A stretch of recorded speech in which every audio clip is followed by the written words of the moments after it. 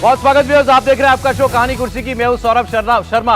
आपने राम मंदिर का हमारा अभी मॉडल देखा, तो आइए राम मंदिर की बात करते हैं। प्रधानमंत्री नरेंद्र मोदी आज रामलला के दर्शन करने के लिए जा रहे हैं। मैं उनका पूरा कार्यक्रम आपको बता देता हूं। राम मंदिर में जाकर के वो दर्शन करेंगे। सबसे पहले वो लगभग 6:45-7 बजे के करीब महर्षि वाल्मीकि अंतर्राष्ट्रीय एयरपोर्ट है अयोध्या का, वहां पर उतरेंगे। फिर रामलला के दरबार में 15 मिनट रहकर पूजा करेंगे। उनके साथ योगी आदित्यनाथ होंगे और उसके बाद उनका रोड शो शुरू होगा शाम 7:15 बजे। राम जन्मभूमि सुग्रीव किला रामपथ पर रोड शो उनका चलेगा, जो लता मंगेशकर चौक तक जाएगा।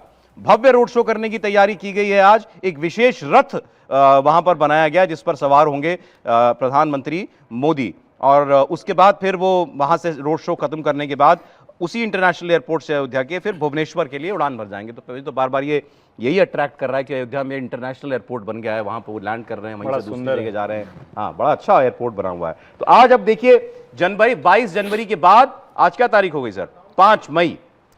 22 जनवरी के बाद 5 मई, 3 महीने के बाद लगभग प्रधानमंत्री जो है जा रहे हैं आज राम मंदिर के दर्शन करने के लिए। अभी तक कोई और विपक्ष का नेता नहीं गया है वहां पर, मुझे तो नहीं याद है। एटलीस्ट राहुल गांधी, सोनिया गांधी, प्रियंका गांधी छोड़ दीजिए, खड़गे साहब हो गए, उद्धव ठाकरे पता नहीं गए हैं कि नहीं गए हैं। नहीं गए ना? नहीं, आदित्य गए, उद्धव ठाकरे, संजय राउत गए, और अखिलेश यादव ने कहा था मैं परिवार के साथ जाऊंगा, वो भी नहीं गए हैं। केजरीवाल जी ने कहा था मैं समय निकाल के परिवार के साथ जाऊंगा, गए थे। केजरीवाल जी परिवार के साथ गए थे और चंपत राय जी के साथ बाकायदा फोटो भी। मतलब लेकिन और साउथ के तो कोई नेता मेरे ख्याल से नहीं, वैसा कोई नहीं, कोई विपक्ष का, केजरीवाल जी को छोड़ दीजिए, कोई नेता वहां नहीं गया। प्रधानमंत्री दूसरी बार जा रहे हैं। अब व्यूअर्स, ये चर्चा बहुत होती है और विपक्ष वाले भी खासकर इसको कहते हैं जो गए वो इधर आ गए। नहीं, ये भी बताइए ना, जो गए वो इधर चले आए, वो कांग्रेस छोड़ दिया। कांग्रेस जो नेता गए, ऐसे भी कुछ नहीं। ये बहुत बात होती है ना कि राम मंदिर की जो भी प्रभाव था लोगों के मन पर, वो अब हल्का पड़ गया। अब वैसी बात नहीं रह गई। जल्दी कार्यक्रम रखवा लिया मोदी जी ने। यही कार्यक्रम जो है फरवरी, मार्च, अप्रैल में होता तो देखिए कितना जो है भव्य कार्यक्रम होता ही होता, जब ऐसे पहले हुआ था, और अभी तक लोगों के दिमाग में वो चल रहा होता, मन में चल रहा होता, भावना प्रबल होती, तो फायदा मिलता, वोट में, चुनाव में फायदा मिलता। जल्दी कार्यक्रम करा लिया, जल्दी पीक हो गई वो भावना, ऐसा बहुत लोग कहते हैं। लेकिन आज मैं आपको दिखाऊंगा किसी और की बात नहीं, आम लोग जो आज भी अयोध्या मंदिर दर्शन करने के लिए जा रहे हैं, सुबह 4 बजे से लाइन में लग जाते हैं, 4-4, 5-5 घंटे लाइन में लगते हैं। और आम आदमी, गरीब आदमी, मैं ये भी नहीं कहता हूं middle class, upper middle class, बिल्कुल गरीब तबका, ज्यादा से ज्यादा वो लोग हैं वहां पर जो दर्शन के लिए जा रहे हैं। और देश के हर कोने से, तमिलनाडु से, आंध्रा से, केरल से, तेलंगाना से, नॉर्थ से, सारे राज्यों से, राजस्थान से, मध्य प्रदेश से, गुजरात से, यूपी से, तमाम इलाकों से, देश भर से लोग वहां जा रहे हैं, आम श्रद्धालु। तो ये जो बात कही जाती है कि अब लोगों के मन में वैसी भावना नहीं रह गई राम मंदिर को लेकर के, तो सर आप उनकी बात सुनिए। हमने लगभग, आज हमारे रिपोर्टर तो बहुत सारे रिपोर्टर वहां पर घूम रहे हैं, बात कर रहे हैं लोगों से। आज में लगभग 250-300 लोगों से उन्होंने बात की है। तो उसमें से कुछ लोगों की बात मैं निकाल करके आपको सुना रहा हूं कि उन्होंने राम जी का दर्शन किया, उनको कैसा लगा, कहां से आए हैं, कितनी दूर चल के आए, कितना इंतजार करना पड़ा, दोबारा आएंगे क्या, और इसके लिए वो किसे याद करते हैं, किसे श्रेय देते हैं। सुनिए कुछ आम लोगों की बात। क्या नाम है भैया? विक्रम सोनी। यहाँ कहाँ से आए हैं? दिल्ली, सादरा। दिल्ली से आए हैं। अच्छा बताइए, दिल्ली में इस बार किसका माहौल लग रहा है चुनाव में? हमारे कमल खिलेगा, हर जगह खिलेगा, बिल्कुल खिलेगा, हम खिलाएंगे, हमारी पूरी दिल्ली खिलाएगी। क्या नाम है आपका भैया? माधव त्रिपाठी। त्रिपाठी जी कहाँ से आए हैं? हम सिद्धार्थ नगर से आए। सिद्धार्थ नगर से आए हैं? जी। अच्छा बताइए, तो इस बार सिद्धार्थ नगर में किसका माहौल लग रहा है? सिद्धार्थ नगर में माहौल तो बीजेपी का ही है। बीजेपी का? हाँ। ऐसा क्या काम किया बीजेपी ने? अरे पहले तो आप जहाँ खड़े हैं श्री राम जन्मभूमि, ये जो है ऐतिहासिक काम किए हैं मोदी जी। क्या नाम है भैया आपका? कृष्णा गुप्ता। गुप्ता जी कहाँ से आए? ये अयोध्या से। अयोध्या का ही रहने वाले हैं। दर्शन हो गए आपने तो रोज ही दर्शन रोज ही हो रहे। अच्छा बताइए, कितना बदलाव महसूस करते हैं आज की अयोध्या में, पहली अयोध्या में? बहुत बदलाव हुआ है, बहुत। किसने किया ये बदलाव, किसकी वजह से आया? ये मोदी, बीजेपी ने, मोदी ने किया। बताइए, गोरखपुर में किसका आपको भारी लग रहा है, कौन जीत सकता है, क्या माहौल लग रहा है? योगी मोदी जी, बस यही है, क्योंकि उन्होंने इतना बदलाव किया है और उनके सिवा बस कोई नहीं आ सकता, अब यही है। क्या नाम है आपका? हनी सिन्हा। कहाँ से आई हैं? पटना से आई हूँ। पटना से आई हैं। अच्छा, इस बार पटना में मुकाबला किस किस के बीच में है, कौन भारी लग रहा है? ऑब्वियसली मोदी जी ही आएंगे। मोदी जी? जी। ऐसा क्यों लग रहा है? एक्चुअली उन्होंने इतने सारे काम किए हैं, ऑब्वियसली उनका किया गया काम हम सबने देखा है, काफी सारे काम किए उन्होंने। क्या नाम है आपका? ज्योति मिश्रा। ज्योति जी, कहाँ से आई हैं आप? दिल्ली। दिल्ली से आई हैं। अच्छा, ये बताइए, चुनाव चल रहे हैं, इस बारे में तो पता ही होगा आपको। जी बिल्कुल। कौन अच्छा लग रहा है आपको? Of course Modi. मोदी। ये अयोध्या आई है इसलिए मोदी कह रही हैं या कुछ काम भी किए? We vote for Modi always. आप माथे पर भी राम नाम लिखवा कर आए हैं। दादा, कहाँ से आए हैं? मैं तो बलरामपुर से आया हूँ, बलरामपुर से आए, यूपी के? यूपी के पास ही में, यहाँ से 100 किलोमीटर। अच्छा, इससे पहले कभी अयोध्या आए हैं?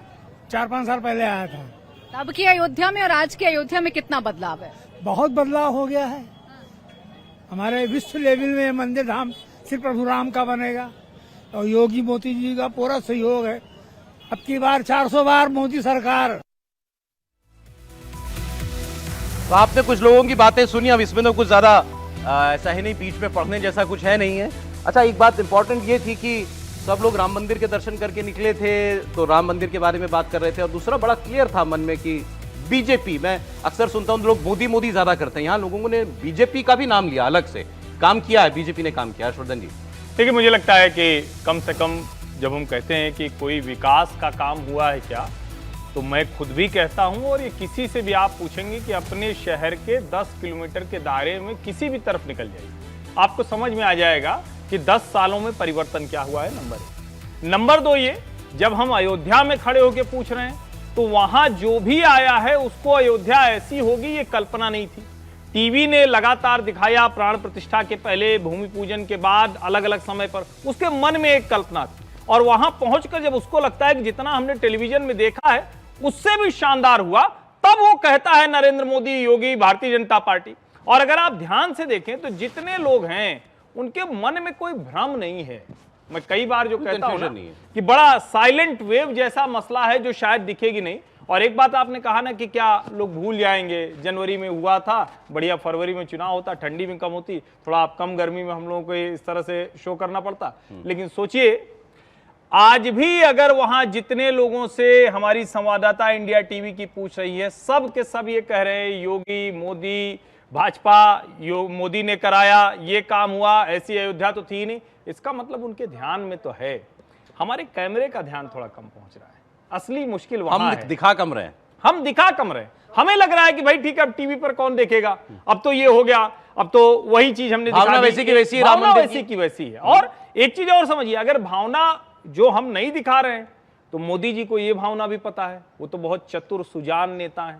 तो वो चतुर सुजान नेता क्या है, अभी बीच में राष्ट्रपति महोदय गई थी, फिर अभी मोदी जी पहुंच जा रहे हैं, अभी शाम को रोड शो करेंगे वो। तो रामपथ सुग्रीव है तो जो दोबारा लोगों की मेमोरी रिफ्रेश करना है, एकदम जो स्मृति लोप हुआ है उसको स्मृति में स्थापित कर देना है। तो स्मृति लोप से स्मृति स्थापना नरेंद्र मोदी की जरूरत पड़ी, लेकिन लोगों को दोबारा याद दिलाया जाए, भाई राम मंदिर का इतना बड़ा काम हो गया। देखिए, बीच में आपने देखा होगा कि बीजेपी ने कुछ ट्रैक बदला है, जिसमें प्रधानमंत्री के भाषणों में भी जो हिंदू मुस्लिम की बात आने लगी है, वो अगर आप देखेंगे तो ज़रूर ये बात है कि प्रधानमंत्री भी जो प्राण प्रतिष्ठा हुई है राम मंदिर की, उसको याद दिलाना चाहते हैं। और ये कारण प्रधानमंत्री को मजबूर किया गया, मुझे लगता है इसके लिए, जिस तरह से विपक्षी दलों ने मुस्लिम राजनीति या मुस्लिम अपीजमेंट की राजनीति की है इस बीच में, शायद इस कारण से ही प्रधानमंत्री को, वैसे अगर आप उनके पहले के भाषण देखें तो वो विकास पे बात कर रहे थे, वो बाकी सब चीज़ों पे बात कर रहे थे, वो बीजेपी के काम पे बात कर रहे थे।